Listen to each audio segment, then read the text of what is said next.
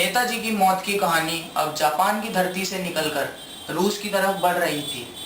मौत की इस रहस्यमय कहानी ने अपना एक अगला पड़ाव ढूंढ लिया था। अमेरिका की खुफिया एजेंसी ने बोस के मरने की तारीख के ठीक 10 दिन बाद एक वायरलेस मैसेज सुना, जो जापान के साइगोन शहर से जारी किया गया था, जिसमें यह सुना गया था कि बोस हवाई रास्ते के जरिए मंचूरिया के लिए निकल गए हैं।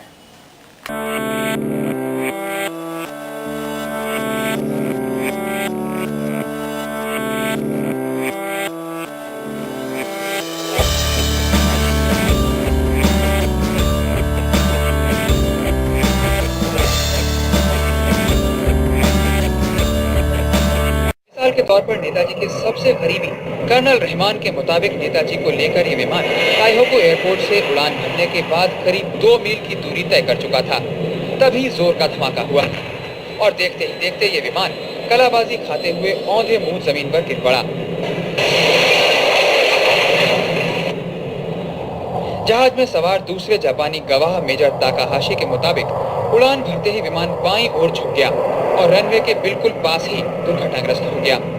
ताकाहाशी का यह बयान कर्नल रहमान से बिल्कुल अलग है। कदम कदम बढ़ाए जा, खुशी के गीत गाए जा, ये जिंदगी है कौम की, तो कौम पे लुटाए जा। कदम कदम बढ़ाए जा, खुशी के गीत गाए जा। Netaji's death was identified by Shah Nawaz committee. They said that Colonel Rahman was travelling in that plane in which Netaji was travelling. They often said that Rahman is hiding some truth. Rahman gave 3 photos to media as an evidence of that day. First photo, it is seen that plane was crashed on a mountainous region, but only 2 dead bodies found there. The second photo is blur. The third photo, in which man is sitting, he is Rahman.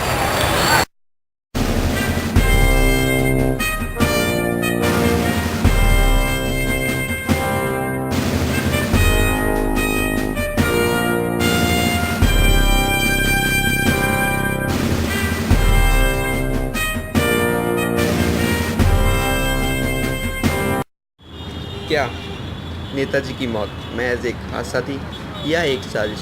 हाल ही में IB के दस्तावेज़ों की मदद से ये खुलासा हुआ है कि देश के पहले प्रधानमंत्री जवाहरलाल नेहरू नेताजी के परिजनों की जासूसी कराया करते थे।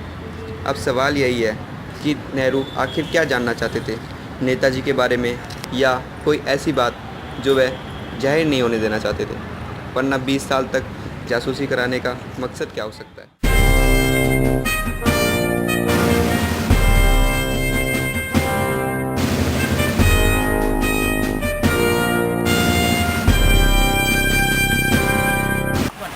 Colonel Rahman gave a rectangular watch to Shah Nawaz committee and said that it is the watch of Netaji. But according to the Netaji's family members, Netaji always weared a circular Omega watch given by his father.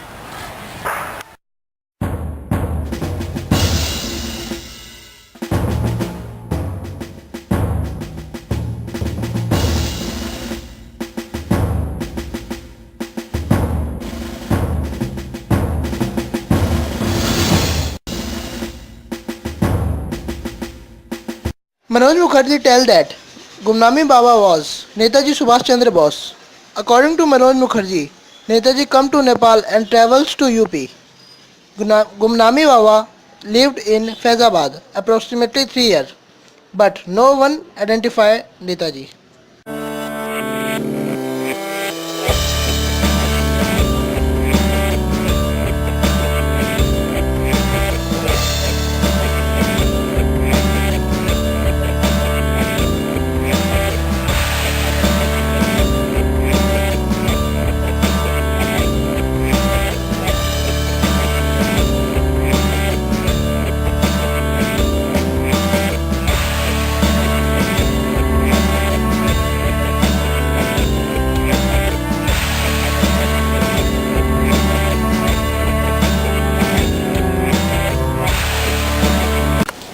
इंसान हमेशा इतिहास की गलतियों से सीखता है, उसकी अच्छाइयों को अपनाने की कोशिश करता है, पर यह जरूरी नहीं कि आने वाली पीढ़ी नेताजी को एक अपने इंसान के तौर पर जाने, बल्कि उनकी अच्छाइयों को, उनके जज्बे को और उनके मूल्यों को अपनाने की कोशिश करे और समझे, जिनके सहारे नेताजी ने अपने देश की आज़ादी के झंडे को बुलंद किया था।